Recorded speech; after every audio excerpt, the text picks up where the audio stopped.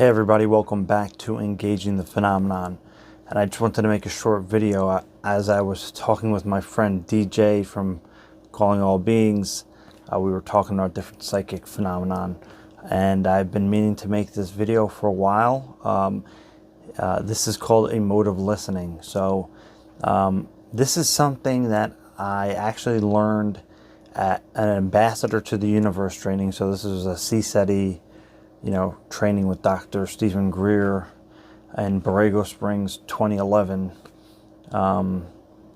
It's very interesting. And, I hadn't even expected to really learn this, or wasn't talked about prior to the training. I'd never heard Dr. Greer talk about this particular technique at all. It just so happened during the course of the CSETI Ambassador to the Universe training,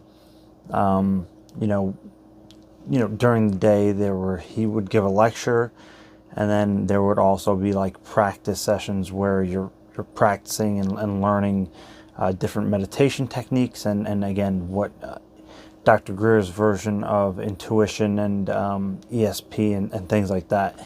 And one day we did what he called emotive listening, and I've never really heard of it before or after in this sense that is going to be discussed here. To be honest, I hadn't really researched it afterward either. But I could be wrong on this, but I believe he said somebody from NASA actually taught him this technique. And so this is basically how it went. You pick a person who, there's two groups, right? So there's one person that's the transmitter. It could be one or two people that are transmitters, and then there's a group of people who are receivers. So the transmitters or the transmitter are supposed to pick an idea of something, and I'm going to explain through this video what that was in this particular instance. But you pick, it could be it could be an idea of a car or something, or whatever it is.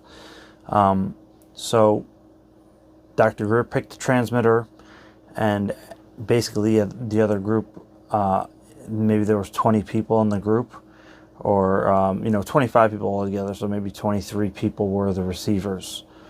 And the person went in the other room, and they focused on transmitting this idea, this concept.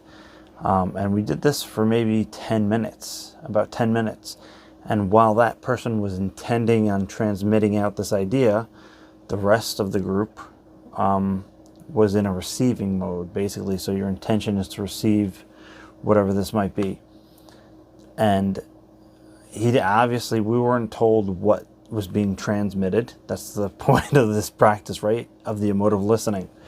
So the transmitter came back with Dr. Greer, and Dr. Greer said, okay, let's go around the circle and see what people picked up on, what they intuited, and we'll see how accurate it was. And one person saw like a blooming flower, another person saw hands, another person saw light at the end of a tunnel. My intuition was like an ambulance and a hospital, and I forget what some of the others were, but it was, and none of this to me is making sense how any of this connects.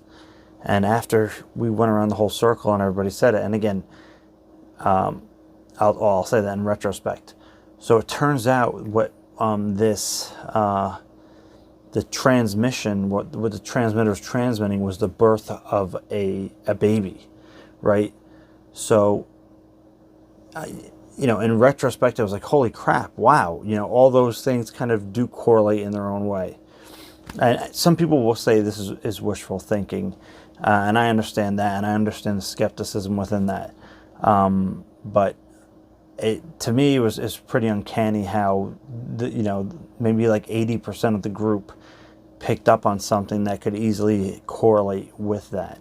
The hands, of a baby being born, the first thing they're seeing is the hands light at the end of the tunnel, a blossoming flower. For me, it was the the ambulance in the hospital. That are all things that can correlate with childbirth. And and a lot of this stuff, remote viewing and this exercise, emotive listening, or at least that's what he called it at the time.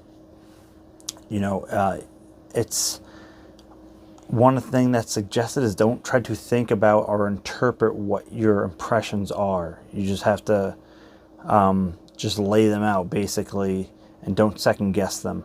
And that's part of a detachment that you have to learn to make yourself better at the practice and become more accurate, from what I understand.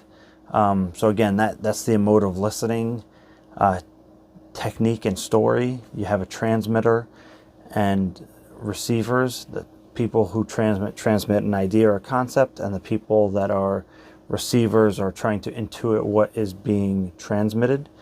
And again, in this one instance at the CSETI training, it was pretty uncanny, and I walked away thinking I had learned something, and I found it really interesting.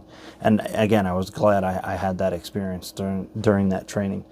So again, that's just emotive listening from my perspective. I don't know if it's called that universally, or if that's something that Dr. Greer just happened to call it at this training, maybe. And again, this is going back to 2011, so maybe I fudged the name a little, but I'm pretty sure he called it emotive listening. Anyways, that's the emotive listening. Thanks for tuning in, guys. I'll see you next time. Take care.